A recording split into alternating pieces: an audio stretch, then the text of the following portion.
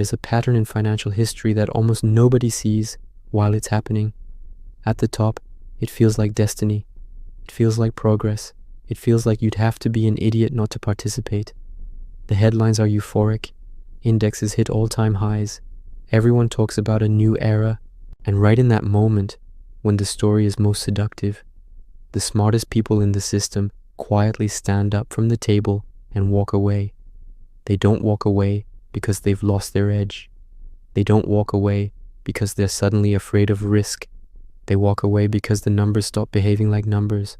Prices stop reflecting reality and start reflecting propaganda.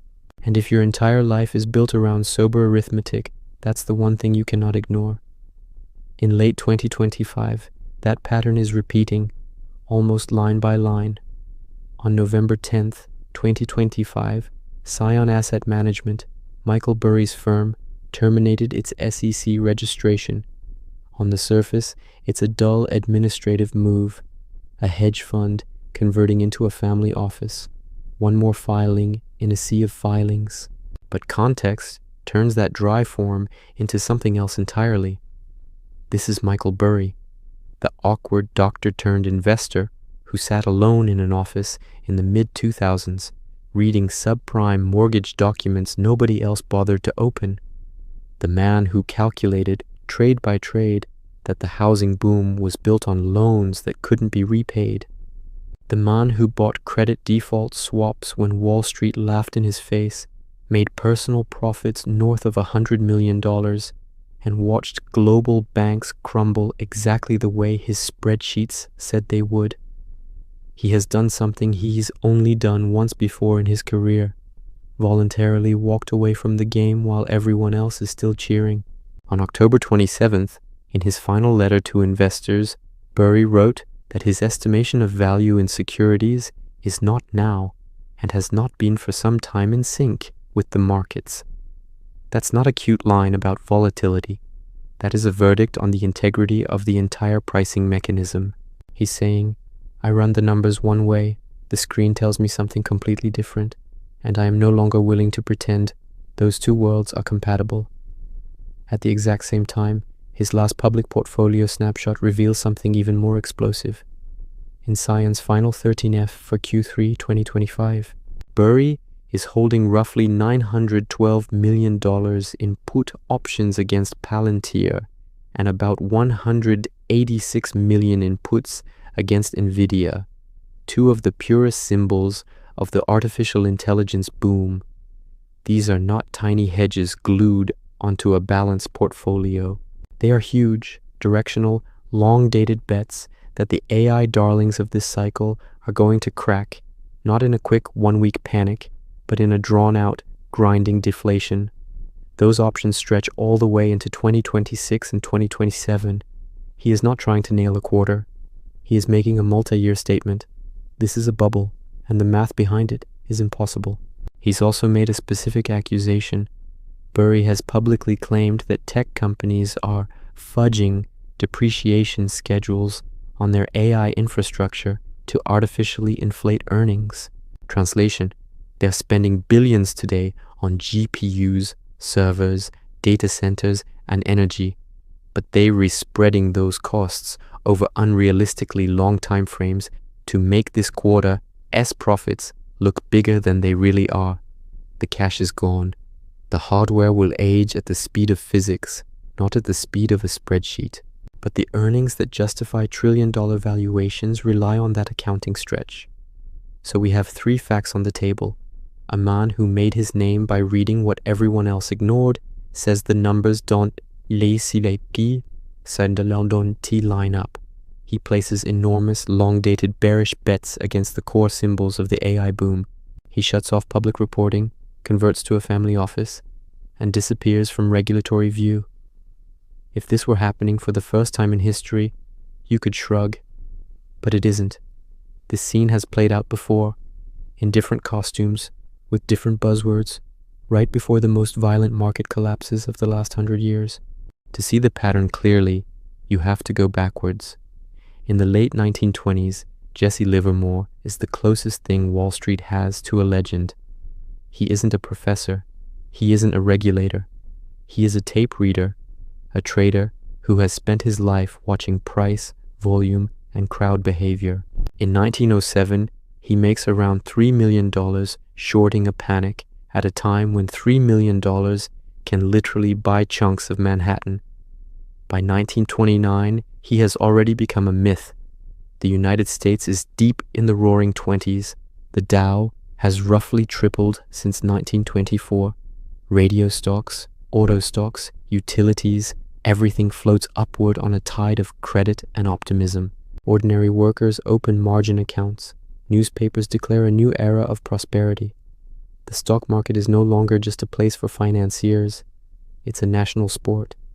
Livermore watches the same tape everyone else is celebrating and sees something else. He sees margin debt exploding. He sees prices ripping higher while earnings move in slow, boring increments. He sees speculation replacing investment. In his language, the market has become artificial, driven more by credit and mania than by the real value of businesses underneath. So he does the unthinkable. As the crowd screams for more, he quietly closes his long positions. He begins to build a massive short book against the very boom that everyone believes will never end. Friends think he's lost it. Why walk away now? Why stand in front of a raging bull market with a handful of shorts? Then October 1929 arrives. Selling starts as a wobble and turns into a stampede. Black Thursday, Black Monday, Black Tuesday. Within 3 years, the market has fallen about 89% from its peak. Retirement dreams evaporate. Bank failures spread. Breadlines grow. Livermore, who stepped aside while the music was still playing, walks away with profits estimated around $100 million. More than $1 billion in today's money. The pattern is clear. At the top, when the narrative is strongest, the legend exits. The crowd stays. The crowd pays. 70 years later, the cast changes, but the script is almost identical. It's the late 1990s. The internet is going to change everything. Companies with no profits and barely any revenue trade at market caps larger than century-old industrials. Analysts invent new metrics, price to eyeballs, price to clicks. Old-fashioned measures like earnings and cash flow are dismissed as relics of the industrial age. The Nasdaq climbs above 5,000. Day trading becomes a lifestyle. Julian Robertson runs Tiger Management, one of the most successful hedge funds on earth. For roughly 20 years, he's compounded investor capital at around 31% annually. His edge is simple: deep fundamental research and a refusal to buy garbage simply because it's going up. As dot-com fever takes over, Tiger starts to lag flashy tech funds. Robertson won't load up on companies with negative cash flows and fairy tale business plans. In March 2000, he writes a brutally honest letter to his investors. The technology, internet, and telecom craze bears no resemblance to rational investing. Then he does something almost no one expects. He shuts the fund down. He doesn't pivot to growth. He doesn't chase the mania to keep clients happy. He returns capital, closes Tiger, and steps away from a market he no longer trusts. Financial TV mocks him. Commentators call him a dinosaur who doesn't get it. Tech executives joke about his old-fashioned approach. Retail traders keep buying dot-coms. 1 month later, the Nasdaq peaks. Then gravity takes over. By 2002, the index has crashed nearly 78%. Roughly $5 trillion of paper wealth vanishes. High-flying names like Pets.com disappear entirely. The internet does change the world, but not in a way that justifies what people paid in 1999. Once again, the pattern completes. At the top, the legend chooses discipline over participation. The crowd chooses participation over discipline. History chooses discipline. Then we hit 2005-2008. In America, housing is sacred. Home ownership is wrapped in morality and patriotism. Real estate never goes down nationwide. Banks hand out ninja loans. No income, no job, no assets, to people who clearly can't afford them. Wall Street slices these mortgages into complex securities, slaps AAA ratings on them, and sells them as safe, high-yield assets to pension funds and insurers. Politicians praise expanding home ownership. Real estate agents assure everyone that prices can only go up. Michael Burry does something incredibly boring and incredibly rare. He reads the documents. He examines the loan tapes. He studies the structures of mortgage-backed securities and collateralized debt obligations. He runs scenarios on what happens when teaser rates reset, when borrowers with weak credit are asked to pay real money on houses they never should have qualified for. And he sees it. Unless house prices rise forever, large chunks of this market will blow up at the same time. So he starts buying credit default swaps on subprime mortgage bonds. He's paying premiums every month to insure against a catastrophe that almost nobody believes is possible. His own investors revolt. They sue him. They beg for redemptions. Bankers laugh and happily take the other side of his trades. Then, slowly, the reset begins. Defaults climb, subprime cracks, confidence evaporates. In 2007, his fund returns roughly 489%. Burry personally makes over $100 million. Within a year, Lehman Brothers collapses, credit markets freeze, and the world stares into the abyss of the worst financial crisis since the Great Depression. And just like Livermore, just like Robertson, Burry closes the fund after he's proven right. He walks away from a system he's just exposed as fundamentally rotten. 3 eras, 3 different bubbles, 3 different legends, same pattern. When price completely divorces from reality, the people who are best at reading reality leave first. Now we're in 2025, and the vessel for the pattern is artificial intelligence. The story is simple and seductive. AI will transform everything: medicine, logistics, finance, education, creativity. The companies building the models, selling the chips, owning the platforms will dominate the future. Missing this wave, we're told, is like missing the internet in 1995. Markets have swallowed that story whole. Nvidia's market capitalization climbs into the trillions, rivaling or exceeding entire national stock markets. Palantir trades at a price-to-earnings ratio around 300 in a world where the long-term market average sits closer to 15 or 20. A PE of 300 means you repaying $300 for every one of annual profit. If profit stayed flat, it would take 3 centuries for earnings to pay back your purchase price.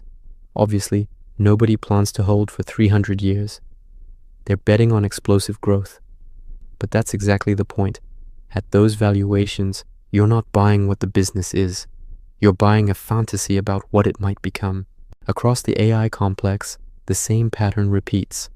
Companies burn staggering amounts of cash to build data centers, train models, hire talent, and acquire users. Profitability is often pushed into a distant future. Analysts justify it with huge total addressable markets and hockey stick forecasts.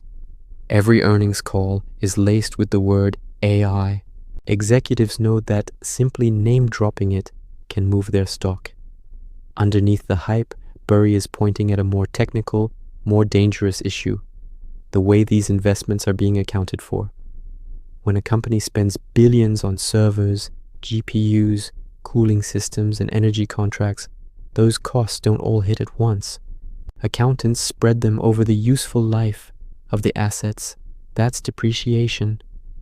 If you assume a longer useful life, the annual depreciation expense gets smaller. Your reported earnings get bigger. The smoother you make that curve, the better your profits look now. Burry AS accusation is that tech firms are stretching those useful life assumptions beyond what AS realistic for rapidly obsoleting hardware. In other words, they're pulling future costs into a more flattering shape on paper. The income statements investors see are prettier than the underlying economics. We've seen this move before. Enron hid liabilities in off-balance sheet entities and moved losses around to preserve the illusion of smooth growth. WorldCom capitalized routine expenses as investments, inflating profits that didn't really exist. In both cases, there were real businesses underneath, but the numbers investors relied on had drifted into fiction. Now, layer that accounting fog onto the way modern markets are structured. For decades, the core advice to ordinary savers has been, don't pick stocks, just buy the market. Index funds, ETFs, target date retirement products. Set it, forget it. In theory, it's a way to own a diversified slice of the entire economy. In practice, by 2025, the market has become heavily concentrated in a handful of mega-cap tech and AI names, the Magnificent Seven and their cousins. The bigger they get, the more weight they have in the index. The more weight they have, the more of every new dollar of passive inflow is forced into them. It's a feedback loop. Prices rise, index weights increase, passive funds buy more, prices rise again. Nobody has to make a decision. The flows are automatic. Every paycheck contribution, every pension allocation, every robo-advisor deposit quietly feeds the same beasts. That works beautifully on the way up. It's deadly on the way down.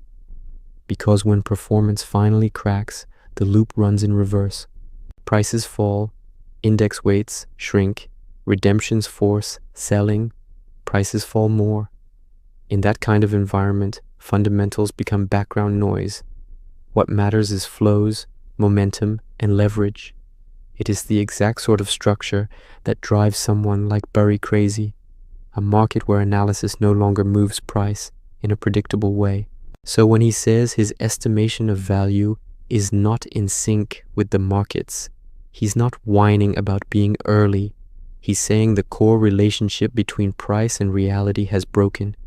His spreadsheets point one way, the indices point somewhere else entirely, and he remembers in painful detail what happens when that gap persists for too long.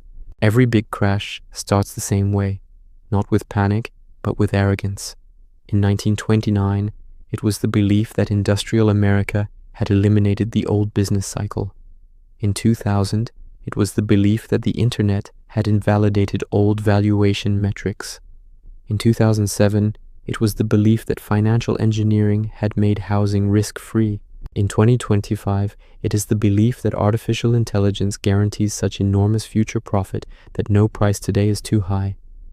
And there's one more twist this time. Most people don't even realize how exposed they are.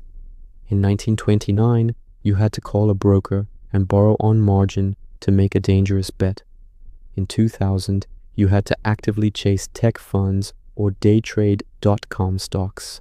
In 2007, you had to sign the mortgage papers yourself. In 2025, your employer's default retirement plan may already be funneling you into AI-heavy index funds without any conscious decision from you at all. Your pension fund may be stuffed with growth-oriented equities and private tech bets because that is the only way trustees think they can hit their targets. The system has quietly strapped you into the roller coaster long before you realize there was a drop. Burry is looking at all of that. The valuations, the accounting, the flows, the complacency. Then he does exactly what Livermore and Robertson did in their time. He stops playing the public game, sets his positions, and leaves the casino while the music is still loud. The obvious question is, what happens if he's right again? If history is any guide, the next phase won't start with a meteor strike. It will start with something that looks small and manageable. Maybe a major AI hardware provider admits that margins on AI workloads are thinner than expected because of spiraling energy costs. Maybe a flagship AI software company misses earnings by a wide margin and blames slower than expected customer adoption. Maybe an auditor forces a high-profile firm to shorten its depreciation timeline on servers, suddenly dragging more cost into the present and cutting reported profit in half. At first, markets shrug. Commentators say it's a healthy correction. Investors talk about buying the dip. But under the surface, risk models at big institutions start to blink amber. Volatility spreads from a few AI names into broader tech ETFs. A couple of funds that were heavily leveraged to the AI trade quietly shut their doors. Then the second punch lands. Another earnings miss. A whistleblower complaint about aggressive revenue recognition in an AI division. A regulatory investigation into whether infrastructure depreciation assumptions were misleading. Suddenly, what looked like a simple valuation wobble starts to smell like a credibility problem. Now the psychology shifts. Multiples compress, not gently, but in lurches. A name trading at 80x earnings falls to 50x, then to 30x. Index investors who promised themselves they were in it for the long term realize their time horizon shrinks dramatically when their statement shows a 35% drawdown. They slow their contributions. Some start to sell. ETFs become sources of forced selling instead of endless buying. The feedback loop reverses. At that point, central banks and governments are dragged into the story. Do they cut rates to support markets and risk reigniting inflation? Do they stand back and let prices reset, knowing the political cost will be brutal? Do they launch targeted facilities to backstop certain institutions, effectively picking winners and losers in the crisis? Whatever they do, it will not be clean. Rule changes, emergency programs, trading halts, and political theater will fill the news cycle. For ordinary investors, it will feel like chaos. For someone like Burry, it will look a lot like 2007 all over again, a slow-motion train wreck he mapped out years earlier. The deeper damage won't just be in stock charts, it will be in trust. Trust in the idea that owning the market through broad indices is always safe. Trust in the idea that accounting standards prevent the worst excesses. Trust in the idea that regulators can spot systemic risks before they explode. Trust in the idea that technology stories are immune to basic arithmetic. And yet, after the dust settles, something familiar will happen. The world will move on. The most absurd AI fads will vanish. A smaller number of genuinely strong AI businesses will survive and eventually thrive at more reasonable valuations. Commentators will explain, calmly, in documentaries and think pieces, how obvious the bubble really was. They will show charts of Michael Burry's last 13F. They will read his October 27th quote about value and markets being out of sync. They will roll footage of people in 2025 insisting that AI made old valuation rules obsolete. They will cut between those images and the aftermath, layoffs, wiped out retirement accounts, emergency policy meetings. And the audience will ask the same question they always ask: how did nobody see this coming? Of course someone did. That's the uncomfortable punchline. Jesse Livermore saw 1929 coming. Julian Robertson saw 2000 coming. Michael Burry saw 2008 coming. And in 2025, Burry is once again telling anyone who cares to listen that the math behind the current market is broken, that AI valuations are built on heroic assumptions and questionable accounting, that passive structures have concentrated risk instead of diversifying it, and that making rational profits in such an environment has become almost impossible. You don't have to copy his trades.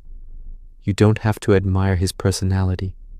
But ignoring his pattern, the pattern of legends leaving while everyone else leans in, is a choice. Maybe this time really is different. Maybe AI profits will ramp so quickly that today's multiples will look cheap in hindsight. Maybe the depreciation questions will fade into footnotes. Maybe central banks will thread the needle perfectly.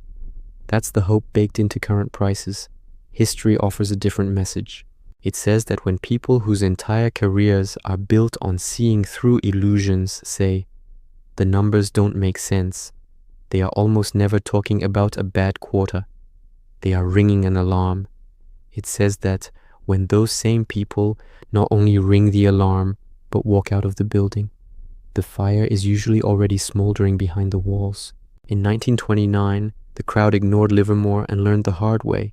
In 2000, the crowd ignored Robertson and learned the hard way. In 2008, the crowd ignored Burry and learned the hard way. In 2025, The man who called subprime is walking away from an AI-driven market he says he can navigate rationally. The pattern is right in front of us. The only real question now is simple and personal. When the documentary about this era is made 10 years from today, are you going to be one of the faces in the archival footage cheering the bubble you were sitting inside? Or one of the names in the credits, quietly listed among the people who saw the pattern, heard the warning, and chose not to ignore it?